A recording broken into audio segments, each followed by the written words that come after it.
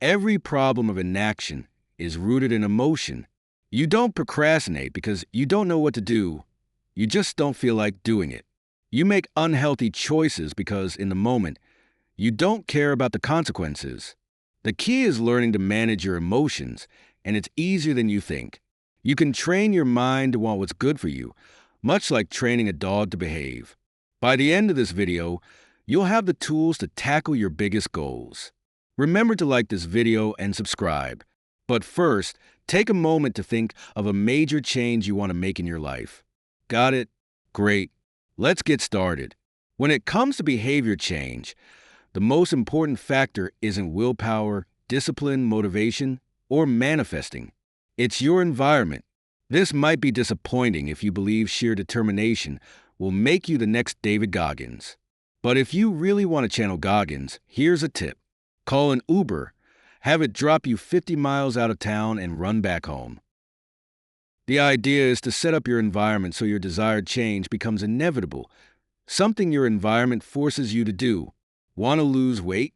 Clear out all the junk food and pre-plan your meals when you're not hungry. Want to wake up early? Set multiple alarms on the other side of the room. The key is to prepare your environment in advance to make your journey as easy as possible. The second most powerful tool for change is creating incentives, rewards, and punishments for your behavior. Let me show you an example. Sarah dreamed of starting her own business for years, but hasn't made any real progress, even after leaving her job 6 months ago. I asked Sarah, "Have you done any actual work, or is it still just brainstorming?" Sarah replied, "I reached out to some craftspeople. Only one responded, but they canceled, and that was 11 months ago." I offered to help Sarah get started, but warned her it wouldn't be easy. She agreed. Here's the thing. Sarah is really smart, but smart people often procrastinate more. Why? Because they're clever enough to come up with twice as many excuses to avoid taking action. Sarah had spent months immersed in activities that seemed productive, studying business plans, conducting market research, emailing vendors, and brainstorming ideas. However, despite all this effort, she had made no real progress towards starting her business. These tasks, while appearing like steps forward, were simply ways to avoid taking decisive action. To break this cycle, I gave Sarah a straightforward ultimatum. Either push yourself to exhaustion through physical exercise or commit to creating a concrete plan of action. She chose the latter. The strategy was simple but effective. Sarah had to physically push a weighted sled while simultaneously working out the details of her business plan. She wasn't allowed to stop until the plan was complete.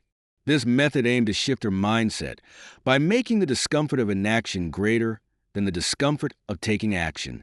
Through this process, Sarah clarified her vision. She decided to focus on selling stories about craftspeople around the world, inspired by a potter she had once met in Korea.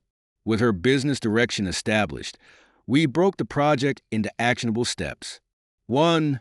Build the brand. 2. Identify and connect with potential customers. 3. Launch a pop-up store to showcase and sell the products. Each step was assigned a 2-week timeline to maintain momentum. By the end of the exercise, Sarah not only had a clear plan, but also a renewed sense of urgency to execute it. There were no excuses left, only action. The best productivity advice I ever received was from my high school math teacher. He said, "If you're stuck on a problem, don't just stare at it. Write and rewrite it in different ways. The act of writing will spark new ideas." At first, this seemed strange, but I quickly realized it works, not just with math, but with anything in life. Stuck on exercising? Put on your shoes and take a walk. The next step, like running, feels easier. Don't know how to ask for a raise? Schedule a meeting with your boss. The conversation will naturally flow. I call this the do something principle. When you're stuck, take any small action. Action creates momentum, which leads to motivation, not the other way around. Start small. Open a blank document and write the title of your dream book. Text an old friend. These tiny steps start a chain reaction.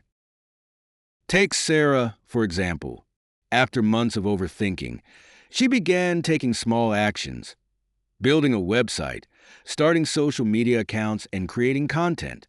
Her progress snowballed. She even flew to Korea to source products and returned with dozens of unique items to sell. Celebrating progress is crucial, too. After she achieved her initial goal, I took her to Disneyland as a reward. But reward should encourage further progress, not halt it. For example, acing an exam isn't a reason to skip class for months.